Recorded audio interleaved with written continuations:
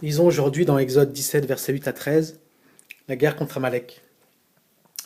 Alors prenons son passage où Moïse leva les mains, dans Exode 17, versets 8 à 13. Alors j'aimerais vous dire aujourd'hui qu'il y a une réalité spirituelle à comprendre, c'est que nous sommes en guerre. Amalek dans la Bible symbolise le diable. Pour vaincre, le peuple de Dieu a eu besoin de Moïse. Aujourd'hui, on ne peut pas dire que le peuple de Dieu soit au mieux de sa forme spirituelle, ni qu'il soit dans une sanctification exemplaire.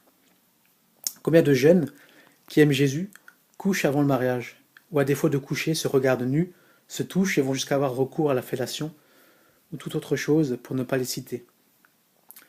Combien de groupes sataniques, ayant fait un pacte avec Satan, même si ce n'est pas admis au grand jour, sont diffusés dans les mariages chrétiens. Combien de serviteurs sont tordus dans beaucoup de domaines, les femmes, les films impurs, même des films faisant référence aux ténèbres et à la magie, soi-disant pour le côté spirituel et pour un apprentissage. Alors je vous invite vraiment à chercher le contenu du cœur de Dieu pour vous sanctifier par rapport au domaine de l'audiovisuel.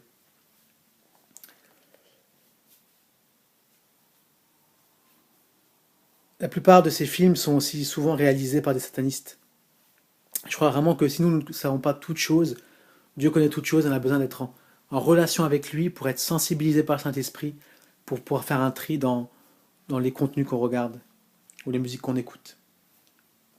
Voilà, la liste est malheureusement très longue.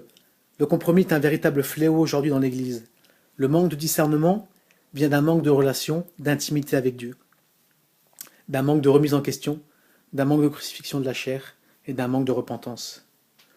Aujourd'hui, le peuple de Dieu est en plein combat et nous devons en prendre conscience.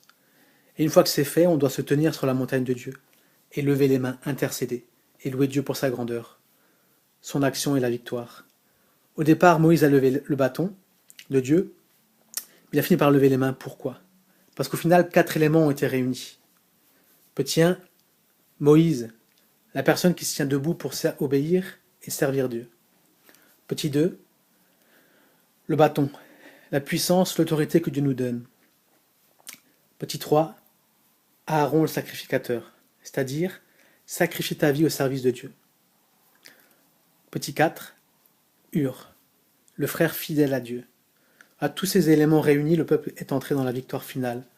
Moïse a été soutenu par Aaron et Hur. Nous avons besoin d'être entourés pour rentrer pleinement dans la victoire. On a besoin de rentrer dans le combat pour le peuple de Dieu.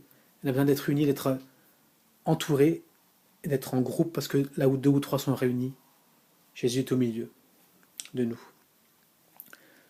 Voilà, que tous ces éléments soient réunis, on puisse rentrer dans le combat pour le peuple de Dieu.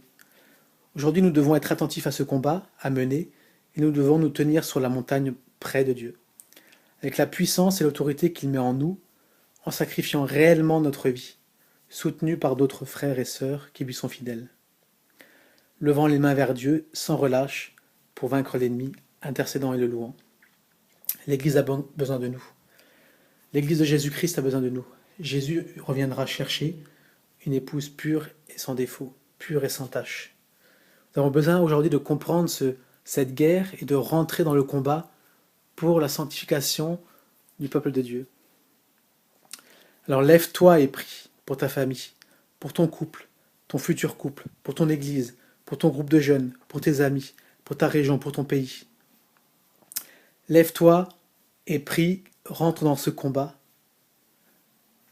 et saisis la victoire au nom de Jésus-Christ.